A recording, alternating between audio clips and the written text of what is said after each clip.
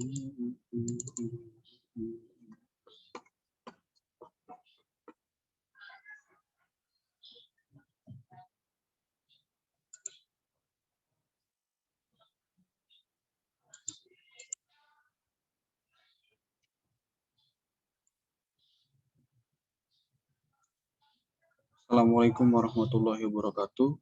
Bertemu lagi dengan saya, Boy Saifullah Zubair, di pertemuan kedua pada mata kuliah metodologi penelitian.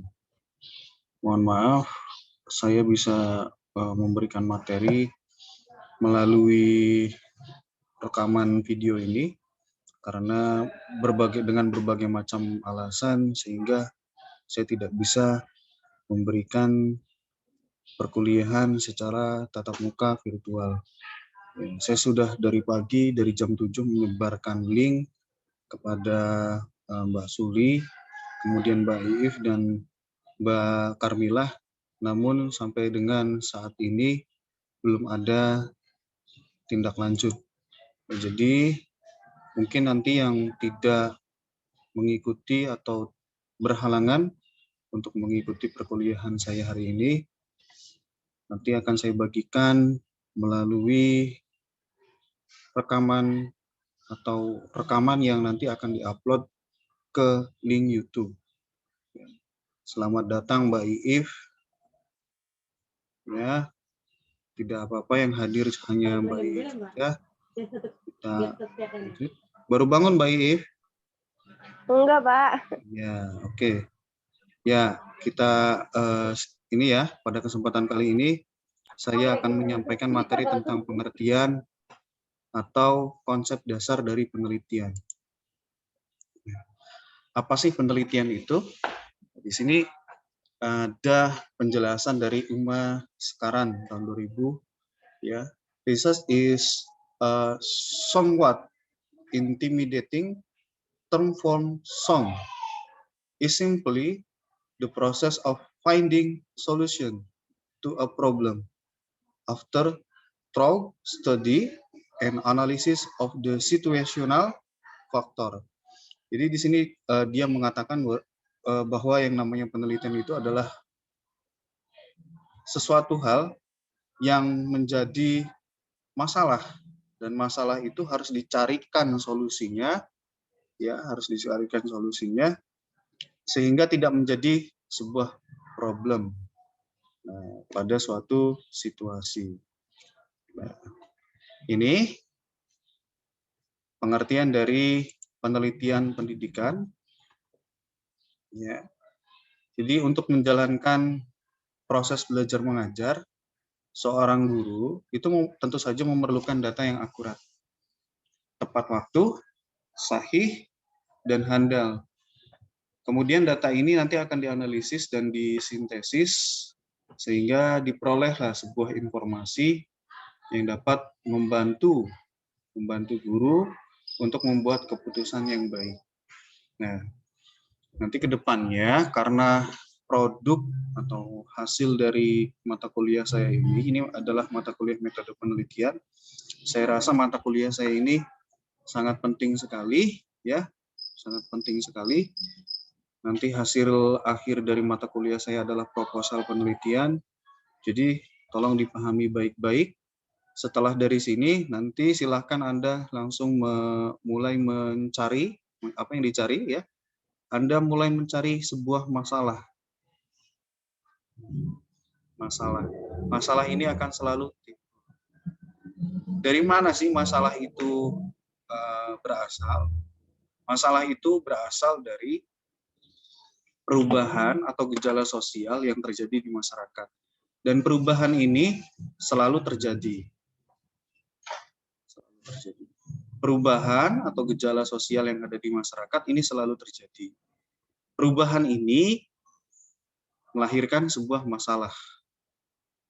Ya. Contoh, misalkan sekarang terjadi gejala sosial atau perubahan yang ada di dunia pendidikan terkait dengan atau dampak dari virus corona, sehingga proses belajar mengajar dilakukan melalui jarak jauh, menggunakan metode yang berkaitan dengan teknologi, ya, menggunakan teknologi.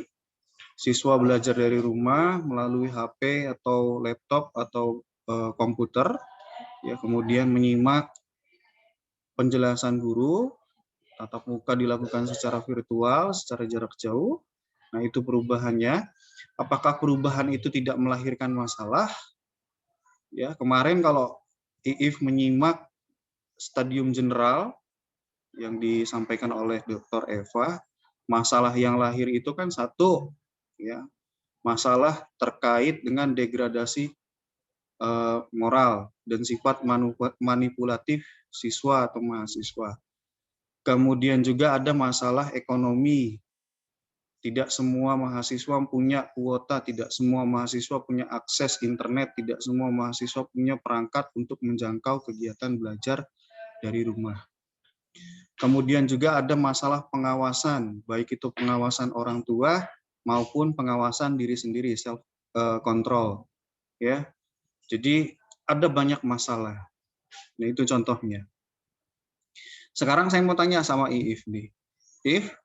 Iif pasti punya Halo, Pak. masalah, ya, pasti punya masalah. Baik itu masalah pribadi ataupun masalah di kelas Iif. Nah, pertanyaan saya sama Iif, masalah itu apa sih, Nok? Sesuatu yang harus dipecahkan, Pak. Dengan Sesuatu yang apa? cara konon ya. Harus dipecahkan, harus diselesaikan. Masalah yang seperti apa yang harus dipecahkan itu? Ya, Apakah Pak. misalkan Iif nggak punya uang gitu kan? Nggak punya uang, masalah bukan? Iya. Masalah. Harus dicari solusinya kan? Iya. Nah, solusinya gimana? Ya, minta, Pak. Minta ke siapa? Ke orang tua. Oke, kalau orang tuanya lagi nggak ada? Ya, pinjam dulu berarti. Pinjam dulu. Apakah masalah Iif itu perlu dilakukan sebuah penelitian? Iya sih. Apakah perlu dilakukan penelitian masalah nggak punya uang tadi? Tapi kalau yang nggak punya uang sih, yang enggak, Pak. Enggak. Berarti masalah apa yang bisa dijadikan sebuah penelitian itu? Ya, yang perlu diteliti, Pak. Oke. Jadi masalah itu adalah? Ya mau nggak, Pak? Apa? Masalah itu adalah? Sesuatu yang harus dipecahkan. Oke, sesuatu yang harus dipecahkan. Saya ngikut aja. Masalah adalah sesuatu yang harus dipecahkan. Oke, masalah ini selalu timbul. Kapanpun, dimanapun ini masalah akan selalu ada. Masalah ini harus dipecahkan. Kenapa harus dipecahkan? Agar kita dapat sebuah informasi. Informasi ini bisa didapat melalui penelitian. Tapi tidak semua masalah itu harus dilakukan penelitian. Begitu. Masalah yang seperti apa, Pak, yang harus dilakukan penelitian itu, yang harus dipecahkan melalui penelitian itu? Ya, tentu saja masalah-masalah yang tidak bisa diselesaikan hanya dengan pinjam uang, dengan ngobrol-ngobrol, dengan diskusi. Jadi harus didasari oleh sebuah landasan teori yang memang ada, yang betul-betul ada gitu. Jadi nggak bisa cuman hanya sebatas obrolan saja. Itu masalah yang harus dilakukan ke dalam sebuah penelitian. Ini pengertian metode penelitian biar cepat bisa dibaca, ya. Metode itu adalah sebuah cara yang tepat melakukan sesuatu, itu metode. Logos itu artinya ilmu atau pengetahuan. Kalau begitu apa penelitian itu? Ya, apa itu penelitian itu? Jawaban berbeda karena faktor yang melatar belakangi seorang peneliti. Ya, jawaban berbeda karena faktor yang melatar belakangi seorang peneliti. Jadi penelitian itu berasal dari kata Inggris research. Research itu berasal dari kata re yang artinya kembali, dan to search yang artinya mencari. Berarti kalau kita simpulkan dari sini, research itu mencari kembali. Mencari kembali. Itu secara bahasa. Secara bahasa. Nah, dengan demikian, arti sebenarnya dari research mencari kembali.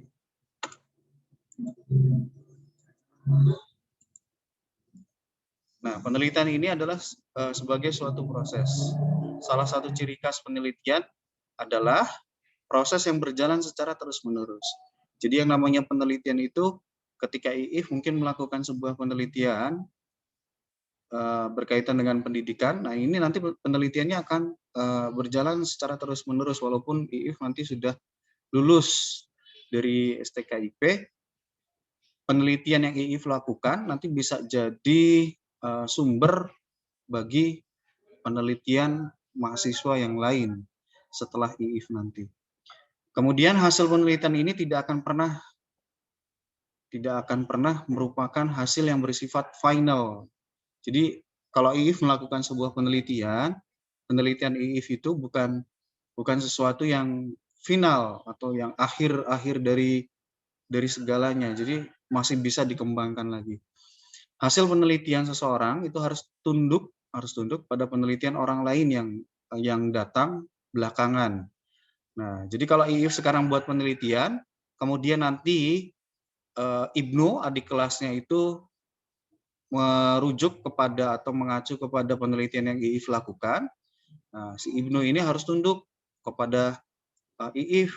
Ya, jadi kalau misalkan mengutip dari penelitian IIF, ya tentu saja harus melampirkan nama IIF di situ, nama dari penelitian yang IIF lakukan. Kemudian proyek penelitian ini dari awal sampai akhir merupakan proses. Jadi dari mulai menentukan masalah, membuat latar belakang, dan seterusnya itu merupakan sebuah proses. Jadi terus berproses.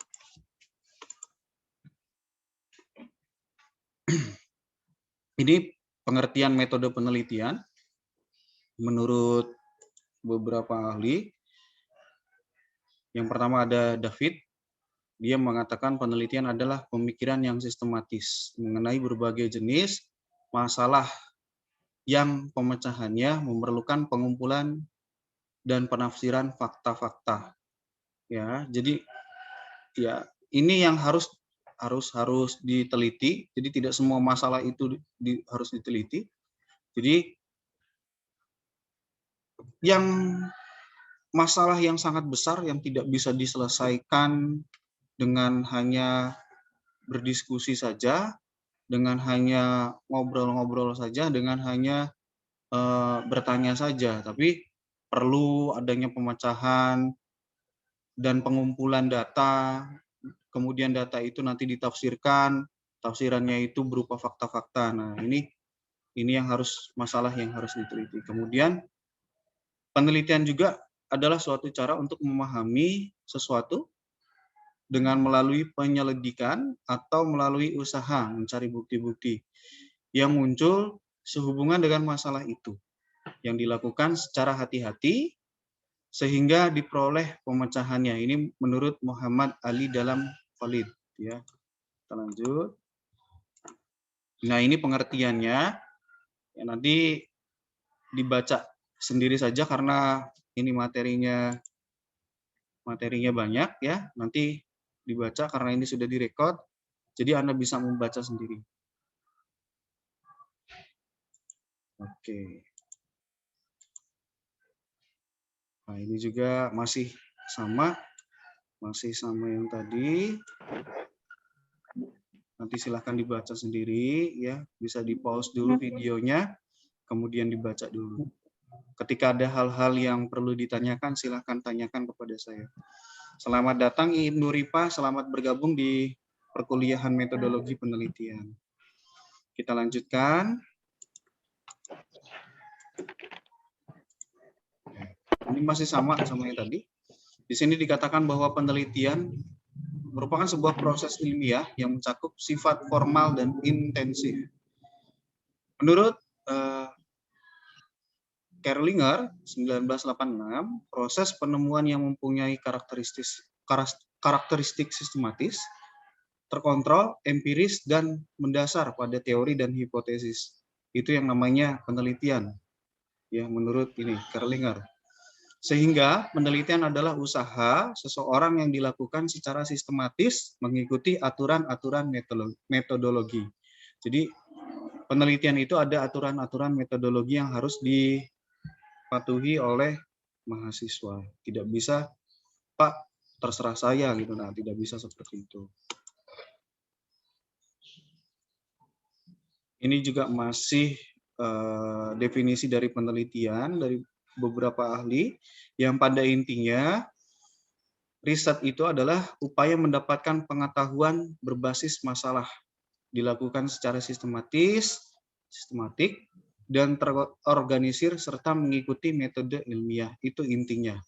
Ini inti dari pendapat beberapa ahli yang bisa Anda baca. Oke. Sampai di sini ada yang ingin bertanya dulu kah? Enggak, Pak. Iip, bisa Iya, dipahami? Pak. Oke, kita Siap. lanjut. Nah, ini yang tadi saya tanyakan sama Iif. Apa itu masalah? Masalah itu adalah kesenjangan atau gap atau perbedaan antara yang seharusnya terjadi dengan kenyataan. Kalau tadi di awal Iif mengatakan, saya tidak punya uang, Pak. Iya, saya tidak punya uang. Kemudian Iif pada kenyataannya pengen memenuhi kebutuhannya. Banyak kebutuhan yang harus dipenuhi. Sementara dia tidak punya uang. Di situ kan terjadi kesenjangan. Ya, kalau nggak punya uang pasti tidak bisa melakukan proses pemenuhan kebutuhan hidup. Sementara kebutuhan hidup itu harus dipenuhi. Timbullah masalah. Nah, itu yang namanya masalah, ya. Sekali lagi, masalah itu adalah kesenjangan atau gap atau perbedaan antara yang seharusnya terjadi dengan kenyataan. Kemudian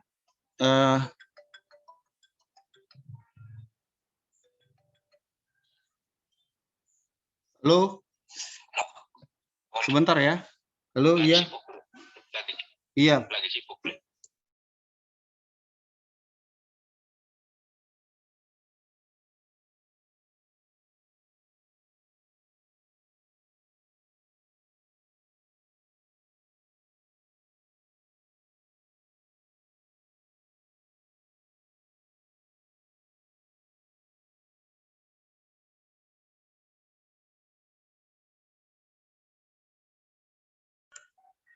Sorry, tadi ada telepon ya. Kita lanjutkan lagi.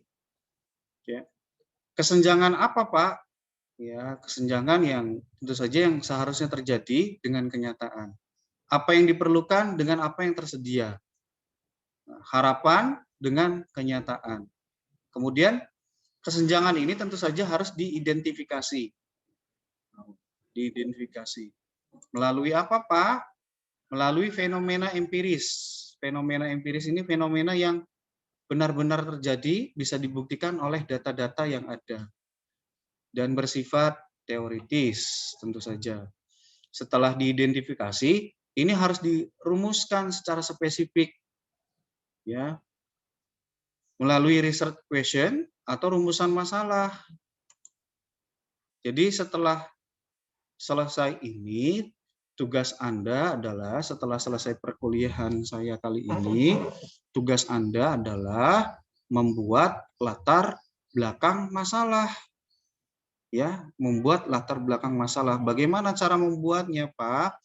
Anda tentukan dulu masalahnya. Masalah apa yang akan Anda angkat ke dalam sebuah penelitian. Nah, masalah ini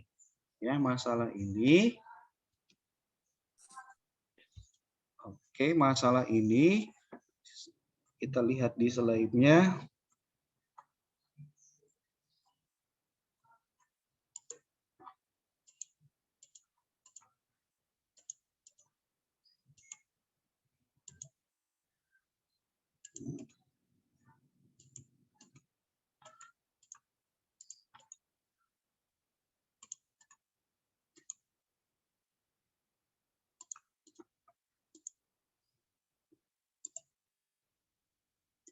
Nah,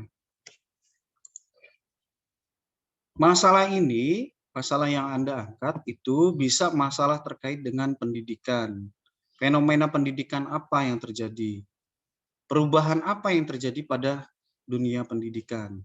Misalkan terkait dengan kurikulum atau misalkan terkait dengan ujian nasional.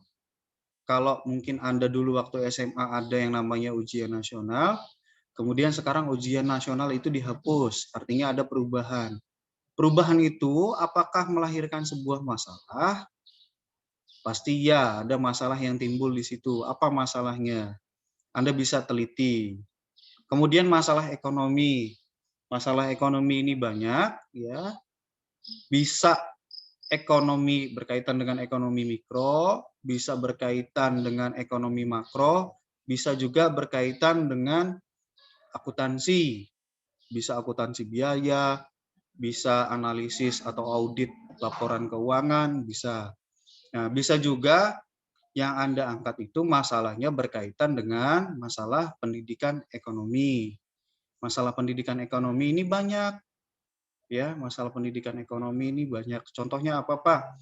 Masalah metode atau model pembelajaran, kemudian masalah motivasi belajar, kemudian masalah hasil belajar, masalah media pembelajaran, masalah yang berkaitan dengan prestasi belajar. Ini banyak sekali yang berkaitan dengan pendidikan ekonomi. Atau yang terbaru apa, Pak? Yang terbaru di pendidikan ekonomi itu, misalkan karena adanya corona, sehingga terjadi perubahan di proses belajar mengajar, ya, harusnya tatap muka jadinya daring. Kemudian ketika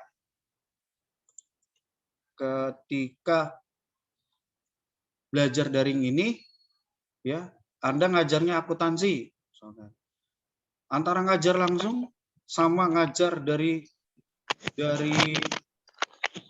Zoom, Pak, lebih enakan ngajar langsung, Pak, karena saya bisa melihat, bisa memantau, bisa tahu siswa itu mengerti atau tidak.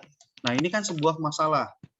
Kalau langsung itu kita bisa bisa bisa tahu bahwa siswa itu memahami atau tidak apa yang kita sampaikan, tapi kalau misalkan Zoom kan kita nggak tahu. Nah, ini kan masalah. Masalah ini juga harus dicari solusinya. Nah, kemudian ada ekonomi pendidikan. Ekonomi pendidikan ini berkaitan dengan apa, Pak? Contoh misalkan dengan adanya pandemi ini jadi belajar dari rumah, ya, belajar dari rumah. Kemudian apakah semua siswa itu bisa mengikuti pembelajaran jarak jauh? Ternyata setelah dilakukan analisis, setelah dilakukan pengamatan atau observasi, ternyata tidak, Pak, karena ada beberapa siswa yang di rumahnya itu tidak punya handphone. Ada yang punya handphone tapi tidak bisa mengakses internet, tidak bisa mengakses Zoom, tidak bisa mengakses WhatsApp karena memorinya kecil. Ada lagi yang punya handphone, bagus speknya, tapi tidak ada kuotanya. Ada lagi yang ada kuotanya, ada speknya bagus HP-nya, tapi lebih cenderung digunakan untuk bermain game daripada belajar. Itu masalah. Nah, yang berkaitan dengan ekonomi pendidikan apa, Pak? Yang berkaitan dengan ekonomi pendidikan, misalkan dia tidak mampu membeli handphone, membeli jangankan jangankan kuota atau pulsa handphonenya aja nggak punya, Pak. Jangankan itu, Pak, buat makan sehari-hari saja mendadak luruh, Pak. Nah, ini permasalahan. Bagaimana bisa masyarakat yang untuk makan saja itu harus mendadak luruh, harus mencari dulu sehari-harinya, sementara pembelajaran dilakukan secara jarak jauh, di mana membutuhkan media teknologi, baik itu laptop, HP, ataupun komputer. Dan itu juga harus support, harus terhubung ke internet. Nah, ini kan sebuah masalah. Masalah-masalah yang ini yang harus Anda teliti, ya, begitu. Nah, sudah datang, ada Suli, ada Enca. Ini Apane TV itu siapa ya? Apane TV.